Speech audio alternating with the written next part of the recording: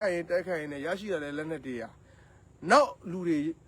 PDF လာလို့တဲ့အခါတောခိုတဲ့အခါကျတော့အစင်သင့်ကန်ရတယ်ဗက်တနက်အုတ်ထုတ်ဆိုတာအစင်သင့်ပဲသူတို့မှရှိနောက်တစ်ခုကကျတော့အဲ့လိုမျိုးကိုယ့်အသက်ကိုရင်းပြီးယူခဲ့တဲ့တနက်တွေကကိုယ့်ရဲ့ generation လက်ထဲကိုထည့်လိုက်တဲ့အခါမှာတော့မှကိုယ်တော့ကတော့ပြေးကောက်ခဲ့ရတာဝင်လူခဲ့ရတဲ့တနက်တွေကကိုညီလေးတွေလက်ထဲရောက်တော့ကိုကဗက်တနက်အပြည့်စုံမပါဘဲနဲ့ဝင်လူခဲ့တဲ့တနက်တွေကိုဗက်တနက်အပြည့်စုံနဲ့ကိုညီလေးတွေလက်ထဲထည့်လိုက်ရင်တော့ဒီကောင်တွေရှေ့ထဲမှာဘာဖြစ်မလဲဆိုတဲ့စိတ်တွေကဒီခေါင်းဆောင်တွေမှာအရန်စိတ်ဖိစီးမှုများပြီးတော့မှအရန်စိတ်ဆိုးရင်ရတယ်ဒါပေမဲ့ဒီလိုခွင့်ရင်းမျိုးတွေနဲ့စစ်တိုက်ရတာတော့မှတိတ်တိတ်လေးစွန့်ခွာသွားတဲ့သူတချို့ကကိုယ့်ရဲ့အဖြစ်ကိုဖုံးဖို့အတွက်တက်ဖွဲ့နဲ့တက်ဖွဲ့ခေါင်းဆောင်နဲ့တက်ရင်းနဲ့တော်လန်ကြီးကိုလီးလလားပြောနေတာတွေကတော့မကောင်းဘူးပေါ့ညီလေးတို့ရဲ့ဒါမျိုးတွေမင်းတို့မလုပ်သင့်ဘူးနောက်တစ်ခုကကျတော့ PDF ဒီအများပိုင်နံဖြစ်တယ်တဦးပိုင်နံမဟုတ်အဲ့တော့ PDF အားနည်းချက်ရှိတယ်ဆိုရင်မင်းတို့ကိုယ်တိုင် PDF ဖြစ်တဲ့အတွက်ကြောင့်မို့မင်းတို့ကိုယ်တိုင်ပြောဆိုပါမင်းတို့ကိုယ်တိုင်ပြုပြင်ပါမင်းတို့ကိုယ်တိုင်ထောက်ပြပါအဲ့လိုမျိုးလုပ်ရမယ်လေအဲ့လိုမဟုတ်ဘဲနဲ့ဆောက်သုံးမကြလို့ဖယ်လိုက်တယ်ကွာဒီကောင်ကဘာညာဒါမျိုးတော့မဖြစ်သင့်ဘူးပေါ့နော်ဥပမာ Justice Soldier ပဲပြောမယ်ကွာ Justice Soldier ကငါဒီ Justice Soldier ညီညီအောင်ဒီ Justice Soldier သူတို့ဒီ Justice Soldier သူတို့ကိုကျွန်တော်ပြောတယ်ငါတို့ဒီစီကံတစ်ခုကိုဘိုးမှန်တိုင်းပြုတ်ပြီးတော့မှငါတို့ဒီတွားကြတယ်အဲ့ဒီစီကံကိုမင်းတို့ချိုးပေါက်တဲ့နေ့မင်းတို့မျက်နှာကိုငါလာကြည့်ပြီးတော့မှမင်းတို့ရဲ့ချိုးပေါက်တဲ့ကိစ္စတွေကိုငါမျက်နှာချင်းဆိုင်ပြောမှာအဲ့တော့ငါချိုးပေါက်တဲ့နေ့အဲ့ဒီစီကံတွေကိုကင်လာပြီးတော့မင်းတို့လည်းဆရာကြောက်ကျွန်တော်တို့သိခါကြရတယ်ဆရာကြောက်ကျွန်တော်တို့အဆက်ရရတယ်ဆရာစီကံချိုးပေါက်လို့ကျွန်တော်တို့သိခါကြတယ်ဆရာစွမ်းဆောင်ရင်ညံ့လို့ကျွန်တော်တို့တိုးတက်မှုအားနေတယ်ဆိုတာကိုအဲ့ဒီစီကံဆိုတဲ့မူဝါဒကိုကင်လာပြီးကျွန်တော်အချိန်မြေးလာပြောလို့ရတယ်မြည်သည့်တပ်ဖွဲ့ဝင်မြည်သည့်အရာရှိကိုမဆိုပြောလို့ရတယ်ဆိုတော့သူတို့တင်တန်းမာတွေကတင်ကြားထားပြီးသားနော်တင်ကြားထားပြီးသားကျွန်တော်တို့ဒီစီကံဒီတက်ကထုတ်ထားတဲ့ rule of law ကျွန်တော်တို့ရဲ့ principle တွေဒီကျွန်တော်တို့ရဲ့ handle ပဲဒါကိုချိုးပေါက်တဲ့သူကရဲဘော်အရာရှိကိုလည်းပြက်ပြောခွင့်ရှိတယ်ပလိန်ကြီးတော့ပြောလို့မရဘူးအဲ့ဒီဟာကိုကင်ပြီးတော့မှဘယ်အချက်လက်ကဆရာချိုးဖောက်တာဘယ်အချက်လက်ကြောင့်ချိုးဖောက်တော့ကျွန်တော်တို့သိခါကြတယ်ဒီလိုပြန်ပြောခွင့်တော့အများကြီးရှိအဲ့လိုတိဆောက်ခွင့်တွေရှိနေတဲ့သားနဲ့တိတ်တိတ်လေးခပ်ပြေးသွားတယ်အဲ့တော့တော်လန်ရေးကပြောချင်တာကမိမိကိုမိမိအာမခံရမယ်နောက်တစ်ခုကကျတော့မိမိကိုမိမိတောင်ငါဘာကြောင့်လူတက်လဲငါဘာကြောင့်သေရမလဲဆိုတာကိုမသိဘဲနဲ့သူများကိုသွားပြီးတော့မကယ်ခိုင်းနဲ့မကယ်လို့မရအောင်ကျွန်တော်ရဲဘော်တွေကိုပြောပြဟဲ့အောင်လေမင်းတို့ငါခိုင်းတဲ့လှုပ်ရှားမလို့မင်းတို့ဘာကြောင့်လူတက်ရတယ်မင်းတို့ဘာကြောင့်အသေးခံရလဲဆိုတဲ့ဟာကိုမင်းတို့ကိုယ်တိုင်သိမှမင်းတို့လှုပ်မသိရင်မေးပါအချိန်မရွေးမေးပါဒီတိုက်ပွဲကဘာကြောင့်တက်ရတယ်ဒီစစ်စင်ကြီးကဘာကြောင့်လှုပ်ရတယ်ဒီစစ်စင်ကြီးကိုဘာကြောင့်လှုပ်လဲဆိုတာကိုမသိရင်မေးပါမေးတဲ့အခါမပြောနိုင်ရင်တော့မင်းတို့ဘဝတွေကိုအချိန်ကုန်မခံနဲ့မင်းတို့ထွက်သွားလို့ရတယ်ဒါပေမဲ့စစ်ရေးမှန်းချက်နိုင်ငံရေးမှန်းချက်ကမှန်နေတဲ့သားနဲ့တိတ်တိတ်လေးစွန့်ခွာသွားတယ်ဆိုတာဇာရိဒပြတ်တာပဲဇာရိဒပြတ်ပြီးရင်လည်းတော်လန်ရေးမှာပေါ်တာတကောင်းမှမပါဘူးမလုံနိုင်ရင်အချိန်မီထွက်သွားဖို့တက်တွေကတက်တိုင်းကပြောထားပြီးသား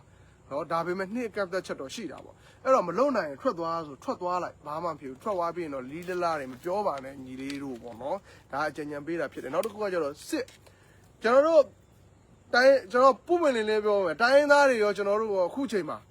ခံစစ်လည်းမဟုတ်တိုက်စစ်လည်းမဟုတ်ချွေစစ်ကိုစင်နေတာလို့ကျွန်တော်ပြောလိုက်မယ်ဗျာဘာဖြစ်လို့လဲအသိပညာနည်းတဲ့ပြည်သူတွေကြောင့်ကျွန်တော်တို့ပြည်သူတွေကလူတွေကြောင့်ချွေစစ်ကိုစင်နေရတာဖြစ်တယ်ကျွန်တော်တို့တိုက်စစ်ဖွင့်ခဲ့တယ်တိုက်စစ်ဖွင့်ခဲ့ပြီးတော့မှကျွန်တော်တို့အောင်မြင်ခြင်းတွေအများကြီးရခဲ့တယ်ဆိုတာသိမ့်ပိုက်ထားတဲ့မြို့တွေနဲ့လုံဆောင်ခဲ့တဲ့အရာတွေကတက်တည်ပဲကျွန်တော်စောက်ဖို့တွေရှောက်ပြောနေတာမဟုတ်ဘူးကျွန်တော်တို့တိုက်စစ်ဖွင့်ခဲ့တယ်နော်အဲ့တော့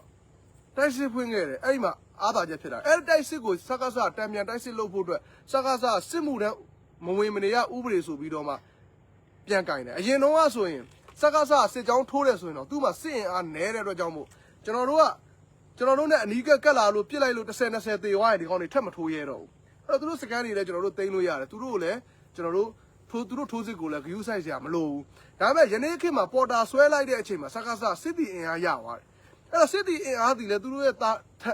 ဗာလဲတန်တွေစစ်အင်အားတွေမဟုတ်ဘူးပါစတွေဖြစ်တယ်သူတို့ကဘယ်လိုလုပ်လဲဆိုတော့အခုဆိုလက်နက်ကြီးနဲ့ပစ်တယ်ပြီးရင်လူနဲ့တိုးခိုင်းတယ်ကျွန်တော်တို့ကပစ်နေနဲ့ကိုအဲ့ဒီပါစတွေကအသေးနေနဲ့ကိုကျွန်တော်တို့ရှိကိုရောက်လာတဲ့အတွက်ကြောင့်မို့ကျွန်တော်တို့ကလည်းခံစစ်တွေကစားလို့မရအောင်ဒါကျွန်တော်ထုတ်ပြောကြမလို့တဲ့ကိစ္စတွေကျွန်တော်ပြောတာပေါ့ဒါပေမဲ့ဘာလို့သိအောင်လို့ပါ နော်အဲ့တော့ပြည်သူလူထုလည်းဟာနည်းနည်းစိုးရပြီဆိုစိတ်တက်ကြတယ်နည်းနည်းစိုးရပြီဆိုစိတ်တက်ကြတယ်စကားကပါစာတွေကိုပေါ်တာဆွဲပြီးတော့မှအင်အားတွေအများများနေတယ်အဲ့ဒီပါစာတွေကဘယ်ကလာတာလဲဆိုလို့ရှိရင်ခုနပြောသလိုတော်လန်ရေးကိုမသိမနာလဲတဲ့သူတွေတော်လန်ရေးကိုမသိကြိုပြူတဲ့ကောင်ရဲ့ကိုတိုင်းပြည်အတွက်တောင်းဝင်မယူခြင်းတဲ့သူတွေကနေအင်အားဖြစ်လာတဲ့အင်အားတွေကျွန်တော်တို့ပြစ်မဟုတ်ဘူးအဲ့ဒီအင်အားတွေကနေပြီးတော့မှတိုက်ပွဲတွေရောက်တော့ကျွန်တော်တို့ကလည်းသူတို့ကိုတနက်နဲ့ပြစ်တော့သူတို့ကလည်းကျွန်တော်တို့ကိုတနက်နဲ့ပြစ်တယ်လေအဲ့တော့ကျွန်တော်တို့ကပြစ်သက်နေနဲ့ကိုရှေ့ရောက်လာတော့ကိုကစုပ်ပေးရအဲ့ဒီအချိန်မှာကျွန်တော်တို့ရရှိတွေကလည်းပြန်စဉ်းစားဟုတ်ပြီငါတို့ချွေစစ်စင်ဘလောက်ထိစစ်ကောင်စီကသူများသားသမီးကိုတတ်နိုင်မလဲကျွန်တော်တို့လည်းတက်ပေးမယ်နော်အခုပြောရမယ်ဆိုဒီတိုက်ပွဲတွေကဘာနိုင်ငံရေးရည်ရွယ်ချက်တော့ပါတယ်စစ်ရည်ရွယ်ချက်ဘာမှမပါဘူးငါတို့ဘယ်နေရာကိုအသက်ပေးပြီးကာကွယ်မလဲဆိုတော့ကျွန်တော်တို့မှအခုမရှိဘူးရှင်းတယ်မင်းတို့ဘလောက်တေခြင်းလဲဆိုတော့တက်ပေးပြီးတော့မှအဲ့နေရာဥပမာပေါ့ကျွန်တော်တို့တတ်မှတ်ထားတာရှိတယ်ဒီနေရာတစ်ခုကိုလူ300ပေငါတို့ပေးမယ်ဆိုရင်လူ300ပေခံပြီးတက်လာရင်ကျွန်တော်တို့ကစုံမှာပဲအဖြစ်လို့လေတေခြင်းတဲ့ကောင်တွေကိုတက်ပေးမှာချွေစစ်အဲ့တော့တေဖို့အစင်သင်းမရှိတော့တဲ့ကောင်တွေတေသွားတဲ့ခါကျွန်တော်တို့ဘာလုပ်မလဲဆိုတော့ကျွန်တော်တို့ပြမယ်ဒါကျွန်တော်တို့ viewer ကိုထုတ်ပြောတာမဟုတ်ဘူးပြည်သူလူထုတွေနားလည်အောင်လို့ပြည်သူလူထုတွေကအဟိုနေရာပါသွားပြီကျွန်တော်တို့ညီကိုတွေကဒီနေရာတွေကိုရဖို့သွင်းတဲ့ချွေးနဲ့ရင်းထားတာဒီစောက်သုံးမကြတဲ့ငါလုံးမပါစားတွေကြောင့်အဲ့နေရာပြန်လာယူတဲ့အဲ့တော